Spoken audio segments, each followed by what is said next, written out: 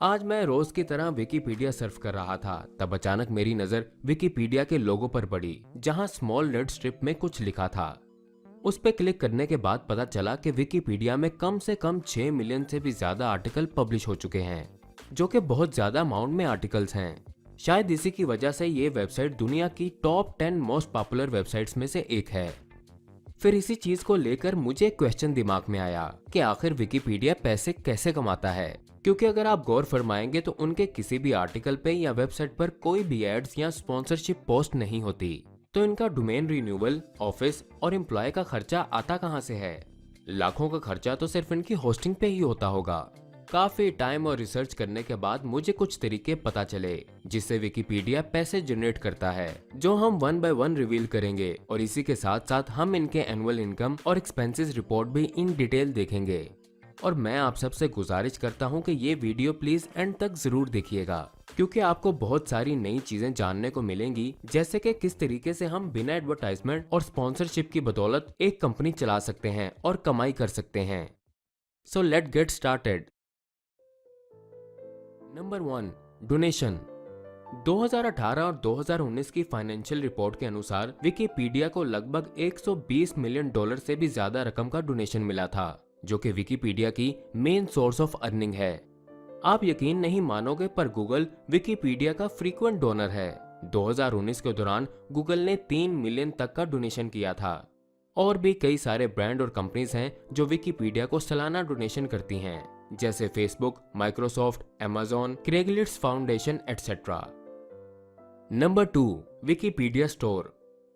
Wikipedia का दूसरा source of earning है उनकी खुद की मर्च स्टोर, जहां से वो खुद के merchandise like T shirts, mugs, notebook sell करते हैं, जिनसे उन्हें थोड़ी बहुत अर्निंग मिल जाती है, पर ये उतनी नहीं है जितनी उनकी मेन सोर्स यानी डोनेशन से होती है। अगर आप चाहो तो आप भी विकिपीडिया को डायरेक्ट डोनेट कर सकते हो या उनकी मर्चेंडाइज से कुछ खरीद कर हेल्प कर सकते हो। तीसरी सोर्स ऑफ अर्निंग जो कि बहुत ही कम लोगों को पता है, वो है उनकी इन्वेस्टमेंट से। विकिपीडिया की इन्वेस्टमेंट शॉर्ट टर्म और लॉन्ग टर्म दोनों ही होती है, जहां से उन्हें फिक्स डिविडेंड, प्रॉफिट और कई बार तो इंटरेस्ट भी मिला है।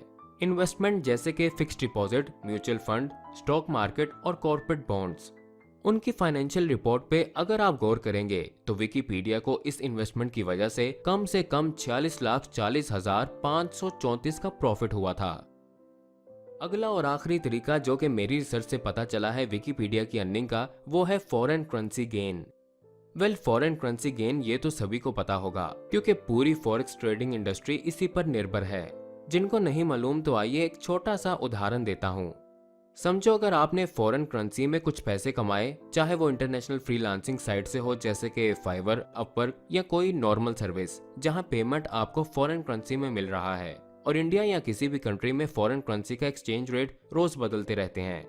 जैसा कि आज इंडिया में डॉलर का रेट 69 है तो कल 71 भी हो सकता है। तो अगर एक्सचेंज रेट कल से ज्यादा है और आपने अपने पैसे को कन्वर्ट किया, तो समझो आपको फॉरेन करेंसी कन्वर्जन में मुनाफा हुआ। यदि ये रेट कल से कम हुआ तो समझो आपको फॉरेन करेंसी में नुकसान हुआ।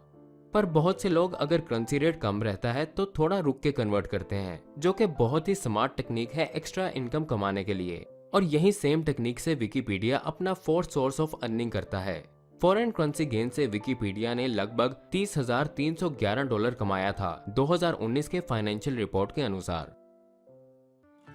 सो दोस्तों, यही कुछ 4 तरीके थे जिनकी बदौलत विकिपीडिया अपना साइट सस्टेन कर रहा है।